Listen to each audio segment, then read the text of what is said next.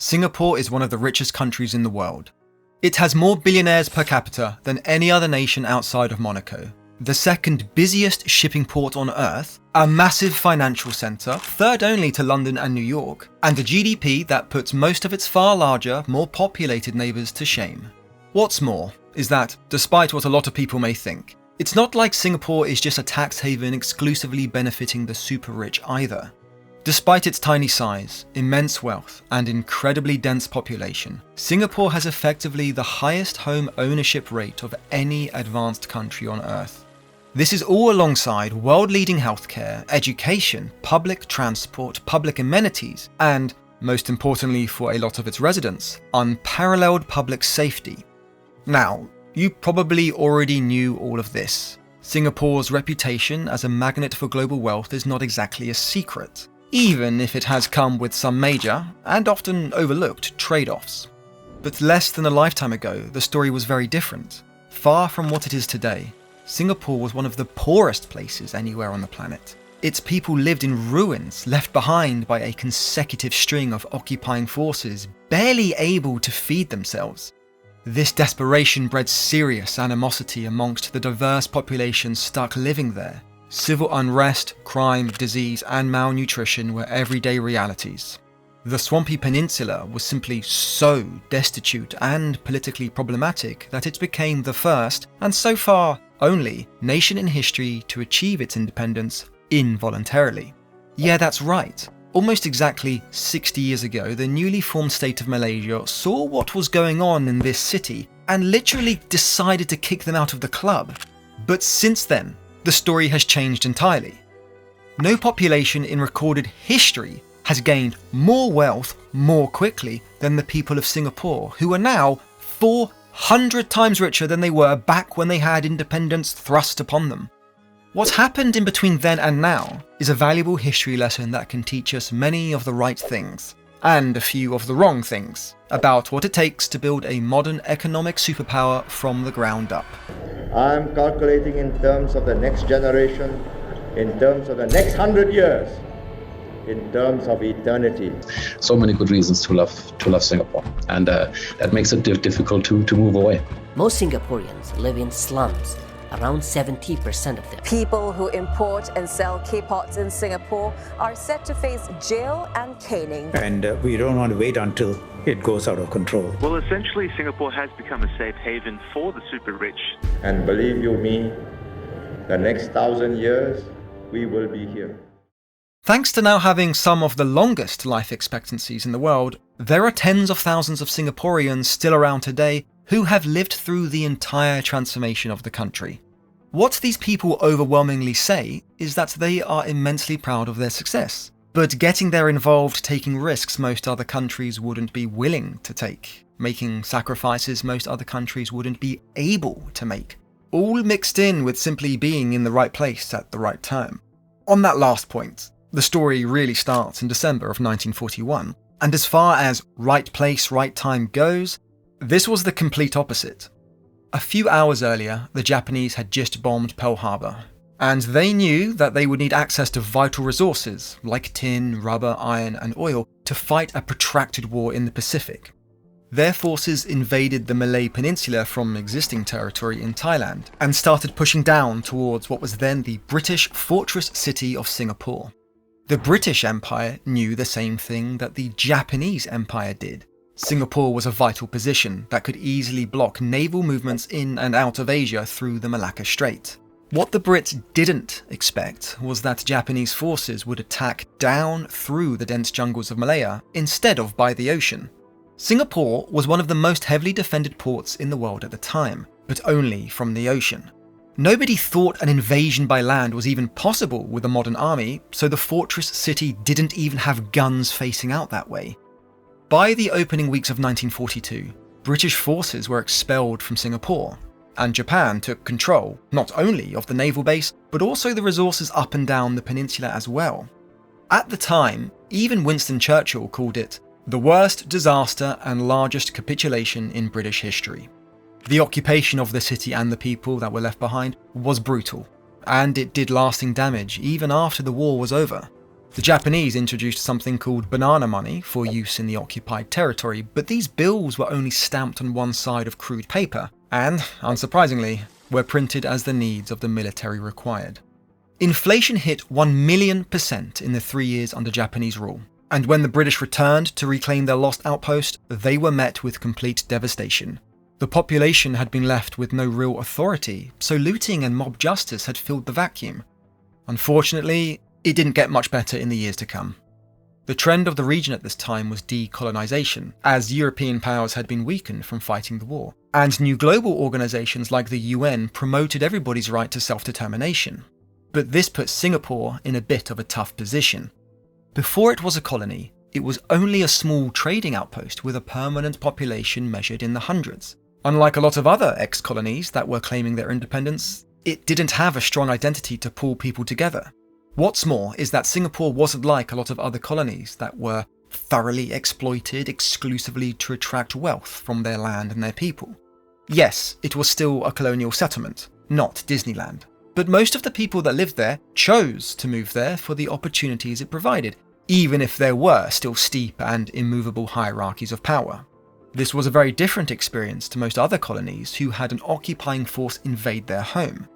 Many of its people were basically indifferent to independence, especially given the more immediate and pragmatic problem that it relied almost entirely on colonial trade coming in and out to support itself. Its tiny landmass was not enough to feed its people, and it didn't even have sufficient supplies of fresh water without outside assistance. So instead of a dramatic declaration of independence, the handover of Singapore was almost painstakingly slow. The first time the country could be considered fully self-governing was a full 14 years later, when the people of Singapore elected their own internal parliament. The election was won overwhelmingly by the People's Action Party, appointing a man by the name of Lee Kuan Yew to be the country's prime minister. However, even still, the British maintained some control over foreign affairs, the military, and peacekeeping amongst the people.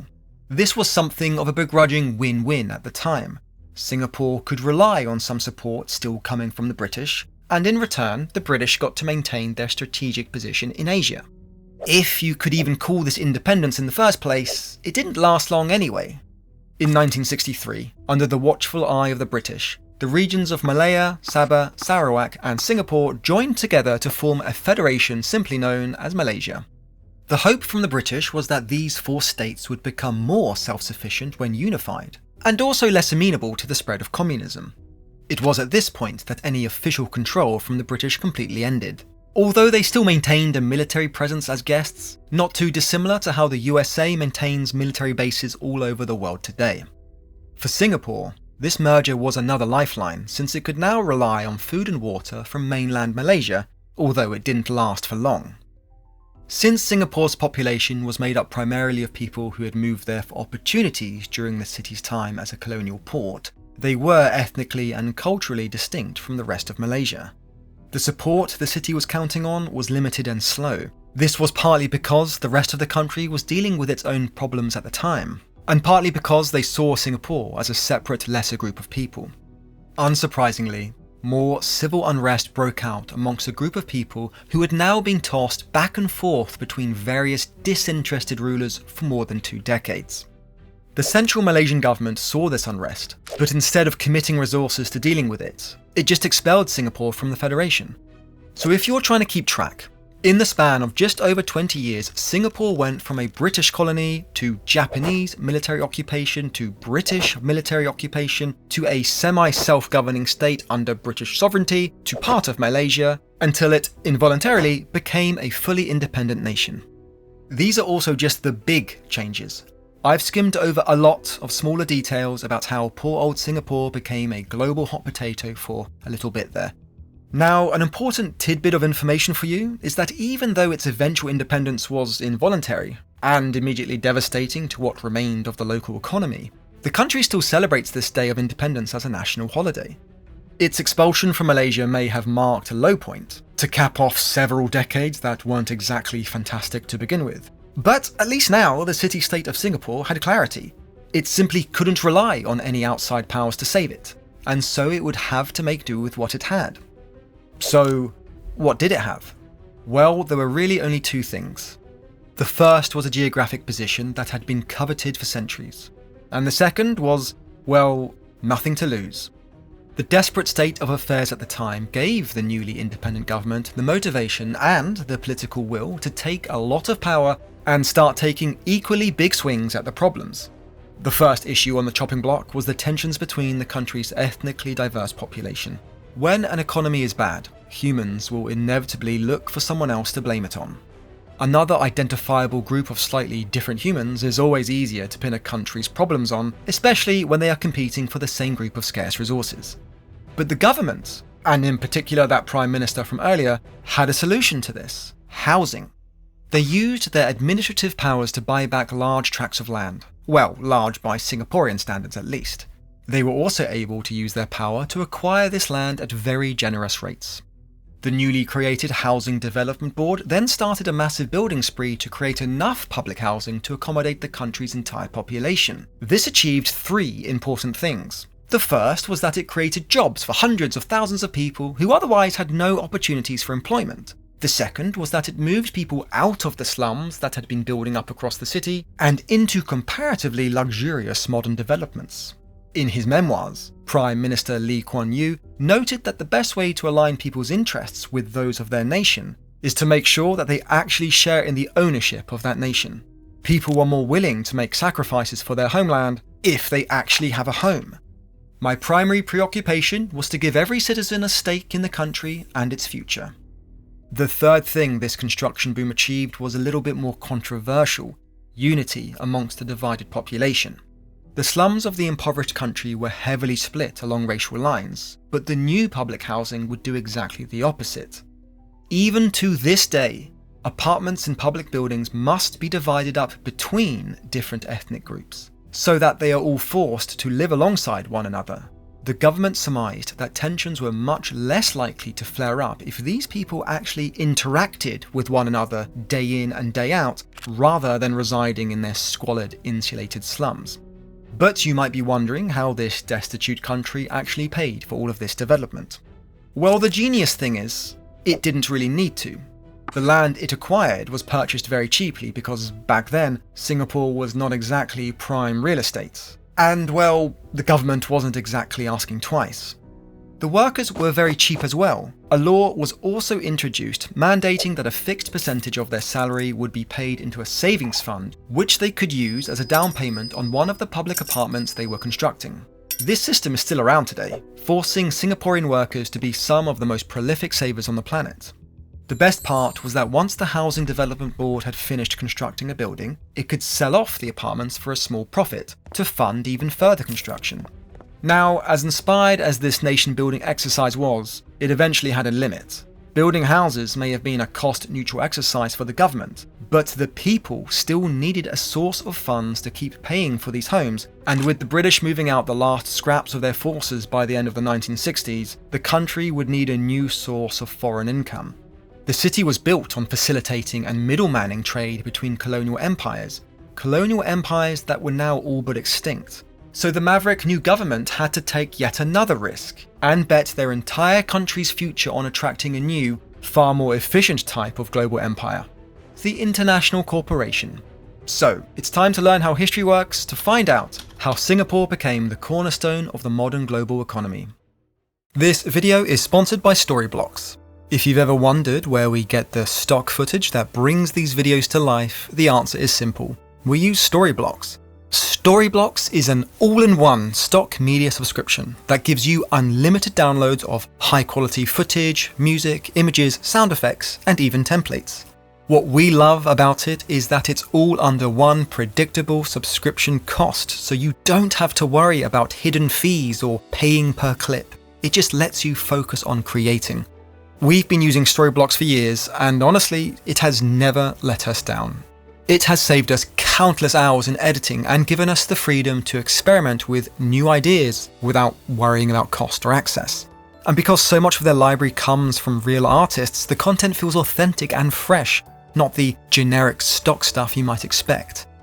If you want to try it out for yourself, you can get 2 extra months free when you sign up for an annual plan. Just head over to storyblocks.com/howhistoryworks to take advantage of the offer. Thanks to its short and tenuous history, compared to its almost inexplicable modern success, Singapore often gets accused of being two things: a tax haven and a dictatorship. Now, in some respects, these labels are not totally unfair. However, understanding the next steps in its national turnaround will give you some much needed context beyond the attention-grabbing headlines. By the end of the 1960s, the newly independent Singapore had made great progress towards digging its people out of absolute poverty. But it was still in a precarious position. Its tiny landmass, combined with a large population and effectively no natural resources, meant it needed to find something to offer to the global economy so that it could, in turn, rely on the global economy to provide it with the bare necessities. Fortunately, just a few years earlier on the other side of the world, a small invention would dramatically change the country's fate. The first standardized intermodal shipping container began entering widespread service in 1956. Singapore saw this opportunity to, once again, capitalize on its position as a logical stopover along shipping routes. The city took its growing roster of construction workers and used them to build out the first container port in Asia. Now, I am not going to turn into the old boys at Micro by rambling on about ships for the next half an hour, but this metal box would eventually go on to become the cornerstone of Singapore's economic success. But it wasn't the immediate success you might think. You see, today, Singapore is in an amazing position between China and the Suez Canal. That means when China wants to ship junk to Europe or ship oil from the Middle East, the fastest route goes right past Singapore, which makes it almost like a truck stop if those trucks were carrying tens of millions of dollars worth of cargo each. We will get back to the country's role as effectively a city-sized service station, but back in the mid-60s, it didn't mean as much as it did today because China wasn't exporting a damn thing. So yeah, their fancy new port was not immediately as influential as it is today, but it was built just in time for another stroke of good luck. I have today ordered to Vietnam the Air Mobile Division and certain other forces which will raise our fighting strength from 75,000 to 125,000 men almost immediately. By the time Singapore was a fully independent nation, the Vietnam War had already been going on for a full decade. However, it wasn't until 1965, the same year Singapore became independent, that the USA committed their own troops to the conflict. Now, Singapore was not directly involved in any capacity, but it was still in the right place at the right time to get in on some good old-fashioned war profiteering. You see, the American mainland is a long way away from Vietnam, so Singapore became a convenient base of operations outside of the war zone. Repair work was carried out on military equipment, and the country even allowed American soldiers to stay in the country when they were on rest and recreation leave. Singapore's government liked this for two reasons. The first was that it brought money into the country right as they desperately needed it. Everything from Lockheed Martin setting up a maintenance centre in Changi, all the way down to an off-duty Marine spending a bit of cash on some hanky-panky, was money directly flowing from the USA and into Singapore. Cash which it could use in international markets to pay for food, water, medicine and materials which it could not make itself. The second reason why they were more than happy to help the USA was that they were having their own problems with communist sentiments as well. Having the US military indirectly deployed there helped to clamp down on silly ideas like seizing the means of production. In return, America was happy to have this regional base because it was tactically advantageous for the Vietnam War, but also strategically advantageous for the Cold War.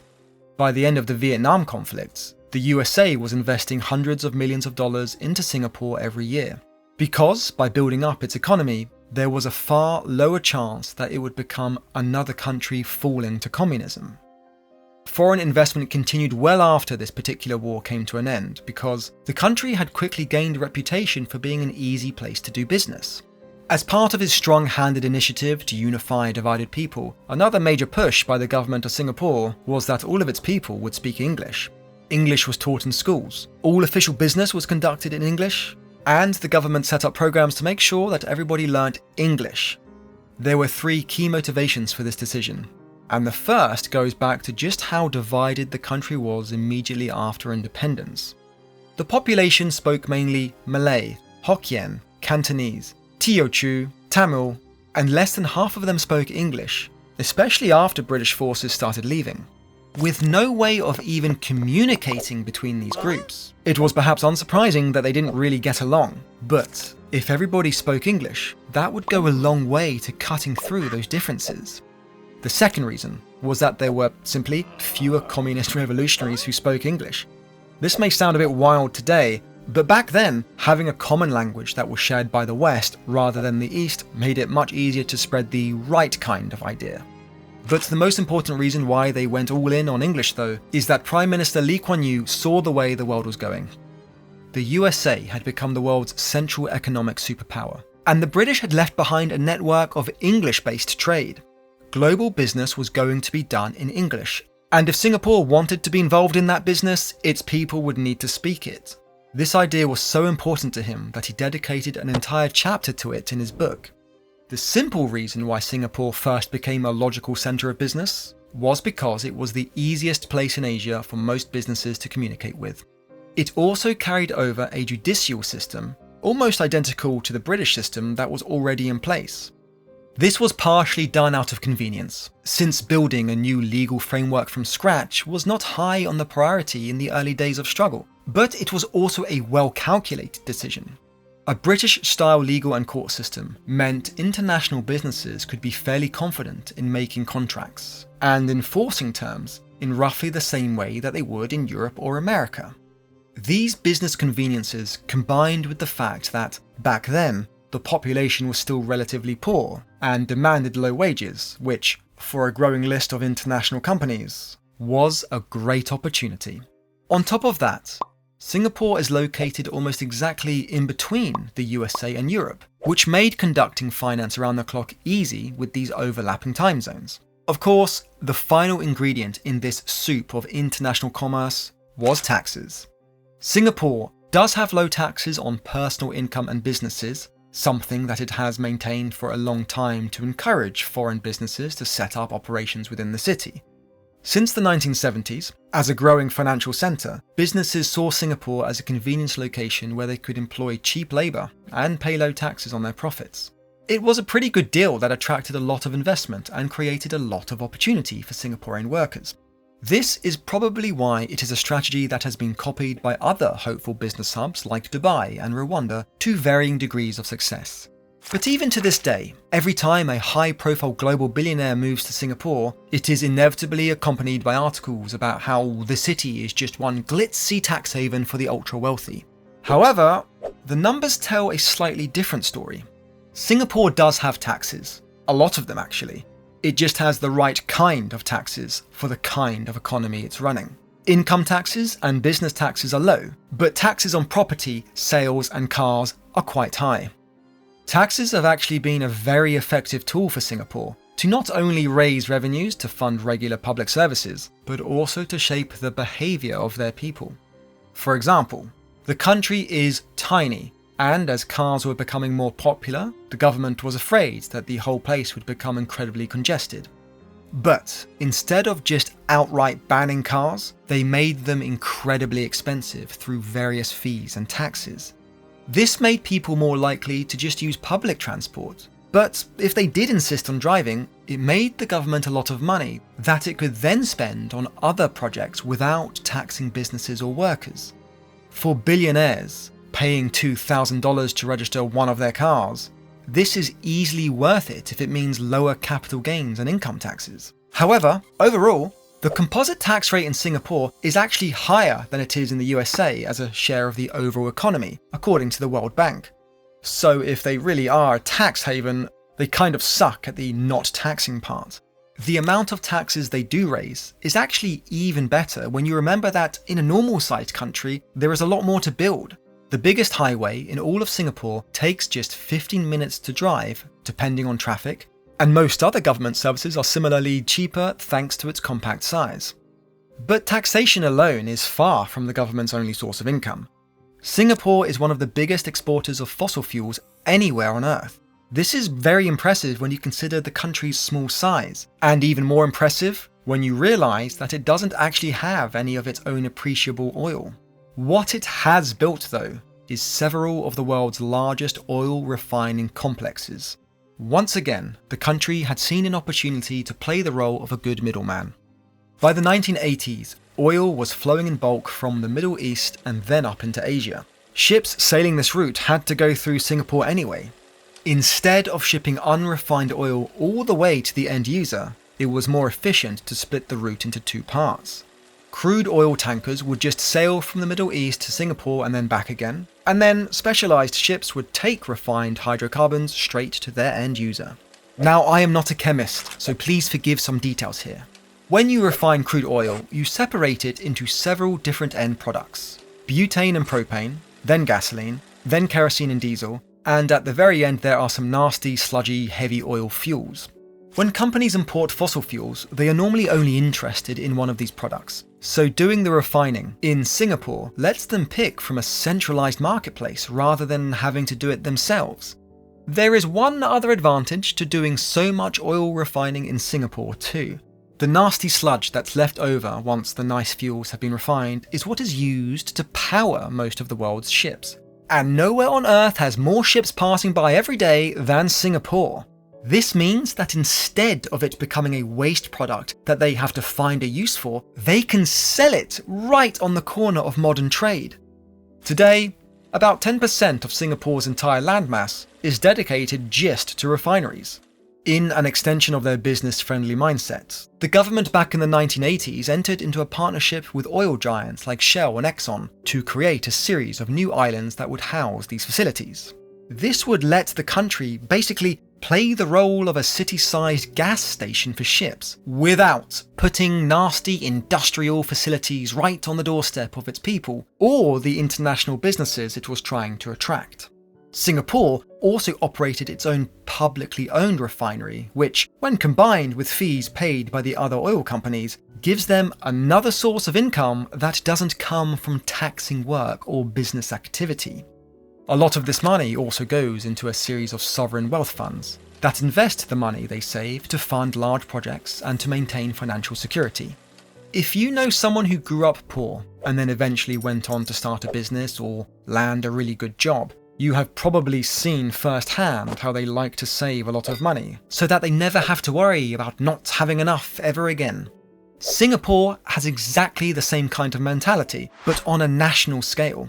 Even if most of its citizens weren't alive in the 1960s, they were raised by people who were, so financial security is a big deal, both privately and publicly.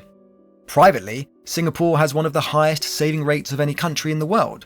High incomes combined with this fiscal responsibility means that the average Singaporean household saves almost half of everything they make. That is more than double the rate of savings than in most other high-income countries. Publicly, this is encouraged through tax-advantaged government savings accounts and the aforementioned sovereign wealth funds. Singapore is one of, if not the, most financialized economies in the world.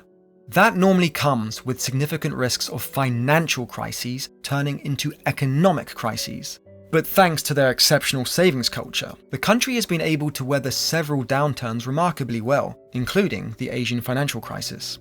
100 years ago, Singapore was a naval fortress. Today, it is a financial fortress. Except that, despite appearances, it is also still an actual fortress as well. Another hangover from its turbulent history is that Singapore knows what it feels like to be bullied by its far larger neighbours.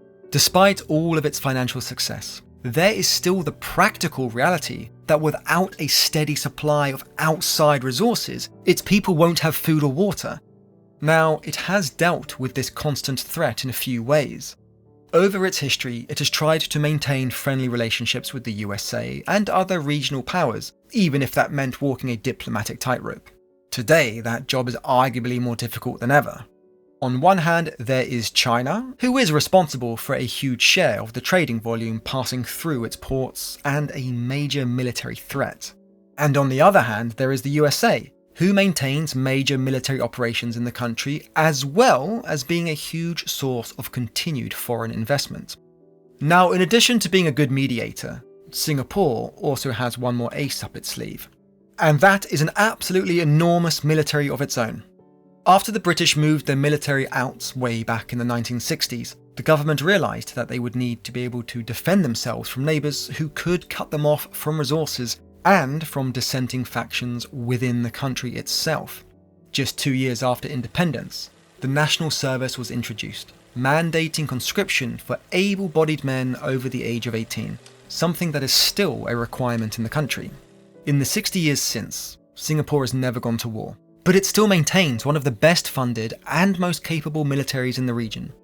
It has state-of-the-art ships, planes, tanks and submarines, with a lot of trained men in reserve, ready to use them. For such a small country, this has been a major ongoing investment. The price it has paid for this ongoing security is much more than just a line item on their government budget. Military conscription takes citizens out of the workforce for 2 years, right at the beginning of their careers, and it also takes a lot of the one resource that Singapore is most limited by: space. Military facilities take up a not insignificant portion of the country's total landmass. For example, Changi International Airport, the one you have probably seen a million Instagram stories about. Yeah, well, that's just one of 3 airports crammed into this city. There are also 2 additional airfields dedicated exclusively to military use. In addition to Takong Island and other bases, as much as 10% of Singapore's usable space has been dedicated to its military. Major highways within the city have also been specially designed so that they can be converted to military runways if the need ever arose. Some people think, oh, well, we are a small place, they can put the screws on us. It's not so easy. This strong military has made Singapore a country that thoroughly goes in the not worth it category on a list of places to mess with. But it doesn't help with another accusation often levelled against the country, that it's a dictatorship. From the time he was elected in 1959, Lee Kuan Yew served for 31 straight years and remained a senior minister after effectively handpicking his replacement. The People's Action Party, of which he was the leader, has never lost an election, and they have always held a strong majority in the only legislative chamber in the country. In plain English, the Prime Minister has always had exceptional power over the country. Whatever they say goes. To make matters worse, the country is highly restrictive of public political demonstrations and speeches. Fomenting any kind of opposition has always been very difficult. Even regular political campaigning is forbidden, outside of a very narrow window in between when an election is called and when the voting starts. Often this time frame is less than 2 weeks. The existing Prime Minister also has absolute authority over drawing electoral districts, making gerrymandering an inevitability. All of this gives the incumbent party a massive advantage, which is why some question if these elections could really be considered fair at all. Policing in Singapore is also very strict, bordering on what some would consider punitive. People are often given community service or even jail time for what would be a minor offence almost anywhere else. For example, chewing gum is not illegal, though its sale, manufacturing and import has been banned since 1992 to prevent litter and vandalism. But spitting it out on the ground can land you a fine up to around $700. It all paints a picture of a one-party, highly militarised police state where government leaders have almost total power. But, as with most things, the country is a product of its history. In the early days following independence, political demonstrations were a genuine threat to public peace because they often escalated into all-out riots between the culturally distinct groups on the island. Policing became important for the same reason. In such close quarters, disturbances to the peace needed to be dealt with swiftly. But perhaps the most important historic detail is that it worked. The government was given a lot of power, but it used that power to radically improve the lives of its people. I say without the slightest remorse that we wouldn't be here, we would not have made the economic progress if we had not intervened on very personal matters. Who your neighbor is, how you live, the noise you make, how you spit or where you spit, or what language you use. Had we not done that and done it effectively, we would not be here today. The opportunity for blatant cronyism also wasn't as strong anyway because, well, when the government first took power, there wasn't any wealth to steal. By Lee's own admission, the only resource worth anything in Singapore was its people. If they didn't do well, he wouldn't do well. Talk to almost anybody in the country today and Lee Kuan Yew is still largely seen as a national hero, especially amongst older citizens who lived through the transformation. That cult of personality has also transferred over to the party, which is slowly becoming less dominant as time goes on. The entrenched powers can certainly govern with far fewer restrictions than most other full democracies, but the dictatorship label is probably a bit of a stretch. At most, it's a highly effective we-need-tatorship.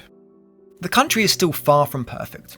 Like most places, its youth are being squeezed by a cost of living greater than their incomes, and the meritocratic culture has manifested in extremely stiff competition for places in schools, jobs, promotions, and relationships.